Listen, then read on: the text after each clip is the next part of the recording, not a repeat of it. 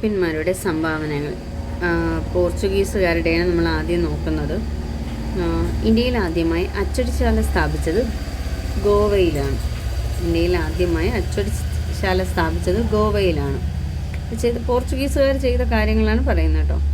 കേരളത്തിൽ അച്ചടി നടപ്പിലാക്കിയത് പോർച്ചുഗീസുകാരാണ്. പോർച്ചുഗീസുകാർ അച്ചടിശാല ആരംഭിച്ച കേരളത്തിലെ സ്ഥലങ്ങളാണ് കൊച്ചിയും വൈപ്പിനും. ആദ്യമായി അച്ചടിശാല സ്ഥാപിച്ചത് ഗോവയിലും അച്ചടിശാല ആരംഭിച്ച കേരളത്തിലെ സ്ഥലങ്ങൾ കൊച്ചിയും വൈപ്പിനും. ക്രിസ്ത്യൻ പുരോഹിതന്മാർക്ക് പരിശീലനം നൽകാൻ പോർച്ചുഗീസുകാർ മതപഠനത്തിലുള്ള സെമിനാരികളും കലാശാലകളും സ്ഥാപിച്ചത് കൊച്ചി, കൊടുങ്ങല്ലൂർ, അങ്കമാലി, വൈപ്പിൻകോട്ട എന്നിവിടങ്ങളിലായിരുന്നു. പാശ്ചാത്യ പണ്ഡിതന്മാർ ഭാരതീയ വിഷയങ്ങളെ അധികരിച്ചുള്ള പഠനങ്ങളും ഗവേഷണങ്ങളും ആരംഭിക്കുന്നതും പോർച്ചുഗീസുകാരുടെ കാലത്താണ്. ഇന്ത്യയിൽ ഔഷധച്ചെടികളെക്കുറിച്ച് ഗഷ്യാഡ ഓർത്ത എന്ന ഗ്രന്ഥം ഈ വിഷയത്തിലുണ്ടായ ആദ്യ കാലപഠനങ്ങളിൽ ഉൾപ്പെടുന്നു. ഇന്ത്യയിലെ ആദ്യത്തെ യൂറോപ്യൻ സ്കൂൾ പോർച്ചുഗീസുകാർ സ്ഥാപിച്ചത് കൊച്ചിയിലാണ്. പള്ളി നിർമ്മാണത്തിലെ യൂറോപ്യൻ മാതൃക ഇന്ത്യയിൽ നടപ്പിലാക്കിയത് പോർച്ചുഗീസുകാരാണ്. കേരളത്തിൽ ശാസ്ത്രീയ കൃഷി സമ്പ്രദായം ആവിഷ്കരിച്ചത് പോർച്ചുഗീസുകാരാണ്. കൈതച്ചക്ക, പപ്പായ, കശുവണ്ടി, പുകയില, പേരയ്ക്ക, ആത്തയ്ക്ക, വറ്റൽമുളക് തുടങ്ങിയവ ഇന്ത്യയിൽ കൊണ്ടുവന്നു. മാനുവൽ കോട്ട. ഇന്ത്യയിൽ യൂറോപ്യന്മാർ നിർമ്മിച്ച ആദ്യത്തെ കോട്ടയാണ് മാനുവൽ കോട്ട. മാനുവൽ കോട്ട സ്ഥിതി ചെയ്യുന്നത് കൊച്ചിയിലാണ്. 1503 മാനുവൽ കോട്ട പണി കഴിപ്പിക്കുന്നത്. മാനുവൽ കോട്ട നിർമ്മിച്ച പോർച്ചുഗീസുകാരൻ അൽബുക്കർക്കാണ്. ഇന്ത്യയിലെ ഏറ്റവും പഴയ യൂറോപ്യൻ നിർമ്മിതിയാണ് മാനുവൽ കോട്ട. മാനുവൽ കോട്ട പല പേരുകളിലായിട്ടാണ് അറിയപ്പെടുന്നത്. പള്ളിപ്പുറം കോട്ട, വൈപ്പിൻ കോട്ട, ആയക്കോട്ട, ആഴിക്കോട്ട, കൊച്ചിക്കോട്ട എന്നിങ്ങനെ. ക്രിസ്തീയ കലാരൂപമായ ചവിട്ട് നാടകം നമ്മുടെ ഇന്ത്യനെ പരിചയപ്പെടുത്തി. പോർച്ചുഗീസുകാർ പണിത പ്രധാന കോട്ടകളാണ് പള്ളിപ്പുറം കോട്ട കൊച്ചിയിൽ, സെൻറ് ആഞ്ചലോസ് കോട്ട കണ്ണൂർ, കോട്ടപ്പുറം കോട്ട തൃശ്ശൂർ.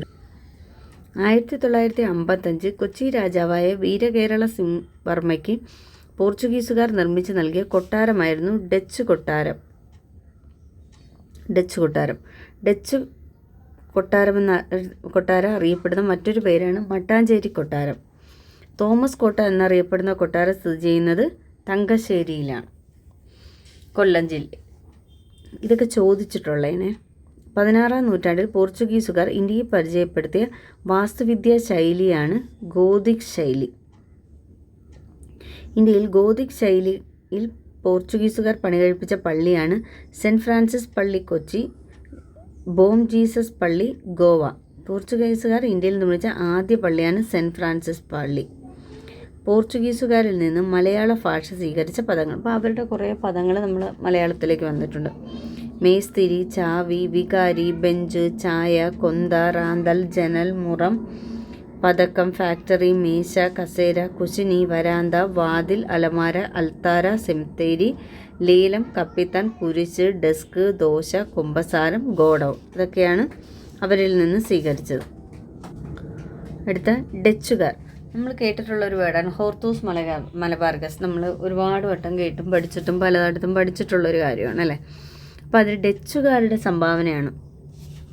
ഞാനൊക്കെ തുടങ്ങുന്ന സമയത്ത് ഭയങ്കരമായിട്ട് അത് പോർച്ചുഗീസുകാരാണ് ചെയ്തിരുന്നതെന്ന് വിശ്വസിച്ചിരുന്ന ഒരാളാണ്. പിന്നെ നമ്മൾ ഇതിൻ്റെ ഈ സംഭാവനകൾ പഠിക്കുമ്പോഴാണ് കൃത്യമായിട്ട് അതിനെക്കുറിച്ചൊരു ഐഡിയ കിട്ടുന്നത്. ഡച്ചുകാരുടെ ഏറ്റവും വലിയ സംഭാവനയായിരുന്നു ഹോർത്തൂസ് മലബാർഗസ്.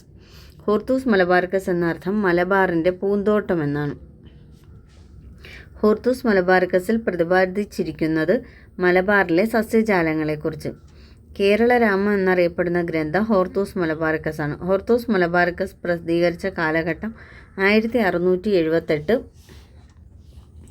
1703 കാലഘട്ടത്തിലാണ്. ഹോർത്തൂസ് മലബാർഗസിൻ്റെ ആകെ വാല്യങ്ങൾ 12.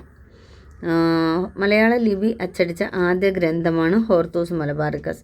ഹോർത്തൂസ് മലബാർഗസ് തയ്യാറാക്കാൻ നേതൃത്വം നൽകിയത് അഡ്മിറൽ വാൻ റീഡാണ്. മലയാളം ലിപി അച്ചടിക്കാൻ വാൻ റീഡിനെ സഹായിച്ചത് ഇമ്മാനുവൽ റോയ്. ഹോർത്തൂസ് മലബാർഗസിൻ്റെ രചനയിൽ സഹായിച്ച പരിഭാഷകൻ ഇമ്മാനുവൽ കർണൈറോ. ഹോർത്തൂസ് മലബാർഗസിൻ്റെ രചനയുമായി ബന്ധപ്പെട്ട കാർമലൈറ്റ് സന്യാസി മാത്യൂസ് ആണ് ചോദിച്ചിട്ടുണ്ട്. ഹോർത്തൂസ് മലബാർഗസിൻ്റെ ചിത്രങ്ങൾ വരച്ചത് മാത്യൂസ്. ഹോർത്തൂസ് മലബാറിക്കസിൻ്റെ രചനയുമായി സഹകരിച്ച ഈഴവ വൈദ്യൻ ഇട്ടി അച്യുതൻ. ഇട്ടി അച്യുതൻ ജനിച്ചതായി കരുതപ്പെടുന്ന സ്ഥലം കടക്കരപ്പള്ളി, ആലപ്പുഴ. ഇട്ടി അച്യുതൻ സ്മാരകം സ്ഥിതി ചെയ്യുന്നത് കെല്ലാട്ടുപറമ്പ്, കടകരപ്പള്ളി, ചേർത്തല. ഹോർത്തൂസ് മലബാറിക്കസ് പ്രസിദ്ധീകരിച്ച സ്ഥലം ആംസ്റ്റർഡാം, നെതർലാൻഡ്. ഹോർത്തൂസ് മലബാറിക്കസിൽ ആദ്യം പ്രതിപാദിക്കുന്ന സസ്യം തെങ്ങ്. ഹോർത്തൂസ് മലബാറിക്കസിൽ അവസാനം പ്രതിപാദിക്കുന്ന സസ്യം ആലാണ്. ഹോർത്തൂസ് മലബാറിക്കസിൻ്റെ രചനയുമായി സഹകരിച്ച ബ്രാഹ്മണർ അപ്പുഭട്ട്, രംഗഭട്ട്, വിനായകഭട്ട്. സ്റ്റേറ്റ്മെൻറ്റ്സിലൊക്കെ ഇത് ചോദിക്കാറുണ്ട്. വേറൊരു പേരുകൂടെ ചേർത്തിട്ട് ഇതിൽ അത് സ്റ്റേറ്റ്മെൻറ്റ് പറയുമ്പോൾ വേറെ ഒരാൾ കൂടി ഉണ്ടെങ്കിൽ തെറ്റുമല്ലോ. 3 പേരാണ് ഉണ്ടായിരുന്നത്: അപ്പുഭട്ട്, രംഗഭട്ട്, വിനായകഭട്ട്. ഹോർത്തൂസ് മലബാറിക്കസിൻ്റെ മലയാളം പതിവ് പ്രസിദ്ധീകരിക്കുന്ന നേതൃത്വം നൽകിയത് കേരള സർവകലാശാല. ഹോർത്തൂസ് മലബാറിക്കസ് മലയാളത്തിലേക്ക് തർജ്ജമ ചെയ്ത് ഡോക്ടർ KS മണിലാൽ. 2020 അദ്ദേഹത്തിന് പത്മശ്രീ ലഭിച്ചു. കേരളത്തിലെ കാർഷിക സമ്പദ്ഘടന മെച്ചപ്പെടുത്താൻ ഉദ്ദേശിച്ചുകൊണ്ട് പുതിയ തരം ഉൽപ്പന്നങ്ങളും ശാസ്ത്രീയമായ കൃഷി രീതിയും ഡച്ചുകാർ ഇവിടെ നടപ്പിലാക്കി. കേരളത്തിൽ തെങ്ങ് കൃഷിയും നെൽകൃഷിയും പ്രോത്സാഹിപ്പിച്ച വിദേശികളായിരുന്നു ഡച്ചുകാർ. വൈപ്പിലും വെണ്ടുരുത്തിയിലും തെങ്ങു കൃഷിയിൽ പരീക്ഷണം നടത്തി. സൂററ്റിൽ നിന്ന് മേൽത്തര അമരി തൈകൾ കൊണ്ടുവന്ന് എറണാകുളം, ആലങ്ങാട്, വെണ്ടുരുത്തി, വരാപ്പുഴ മുതലായ സ്ഥലങ്ങളിൽ കൃഷി ചെയ്യുകയും അമരിച്ചെടി കൃഷി ചെയ്യുന്നതിൽ മത്സ്യത്തൊഴിലാളികൾക്ക് പരിശീലനം നൽകുകയും ചെയ്തു. 1744 കൊച്ചിയിൽ ബോൾഗാട്ടി കൊട്ടാരം നിർമ്മിച്ച ഡച്ചുകാരാണ്. ഇന്ത്യയിൽ ഡച്ചുകാരുടെ പ്രധാന സംഭാവനകൾ ഉപ്പ് നിർമ്മാണം, വസ്ത്രത്തിലെ ചായം മുക്കൽ. ഡച്ചുകാർ ചായം മുക്കുന്ന വിദഗ്ധരായ ഒട്ടനവധി ആളുകളെ തൂത്തുക്കുടിയിൽ നിന്ന് കൊണ്ടുവന്ന് എല്ലാ സൗകര്യങ്ങളും സജ്ജീകരണങ്ങളും നൽകി. കേരളത്തിൽ താമസിപ്പിക്കുകയും അവരുടെ തൊഴിലിൽ സ്ഥലവാസികൾക്ക് പരിശീലനം കൊടുക്കുകയും ചെയ്തു. ഇന്ത്യയിൽ പാശ്ചാത്യ ശാസ്ത്രം പ്രചരിപ്പിച്ചത് ഡച്ചുകാരാണ്. കുഷ്ഠരോഗികൾക്കായി ആശുപത്രി ആരംഭിച്ചത് പള്ളിപ്പുറത്ത്. 18-ാം നൂറ്റാണ്ടിൽ ഇന്നത്തെ തൃശ്ശൂരിൽ നിർമ്മിച്ച കോട്ടയാണ് ചേറ്റുവക്കോട്ട, 1714. അടുത്ത ബ്രിട്ടീഷുകാർ. ബ്രിട്ടീഷ് കാലഘട്ടത്തിൽ കേരളത്തിൽ തോട്ടമേഖലയിൽ വളർന്നു വന്ന പ്രധാന വ്യവസായങ്ങളാണ് തേയില, കാപ്പി, റബ്ബർ. ബ്രിട്ടീഷ് ഭരണത്തിലെ ആദ്യകാല ലക്ഷ്യങ്ങളിലൊന്ന് മലബാറിൽ ഒരു നീതിന്യായ വ്യവസ്ഥ രൂപപ്പെടുത്തിയെടുക്കുക എന്നായിരുന്നു. ഇതിനായി മലബാറിലെ 7 പ്രത്യേക കേന്ദ്രങ്ങളിൽ നീതിന്യായ നിർവഹണത്തിനായി ദരാഗോകൾ ഏർപ്പെടുത്തി. 1802 കോൺവാലീസ് നടപ്പിലാക്കിയ നിയമമനുസരിച്ച് ജുഡീഷ്യലിസവും എക്സിക്യൂട്ടീവുമായ അധികാരങ്ങൾ വേർതിരിച്ചു.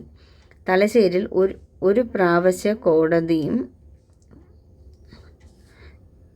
തലശ്ശേരിയിലും കോഴിക്കോട്ടും ജില്ലാ കോടതികളും ഏർപ്പെടുത്തി.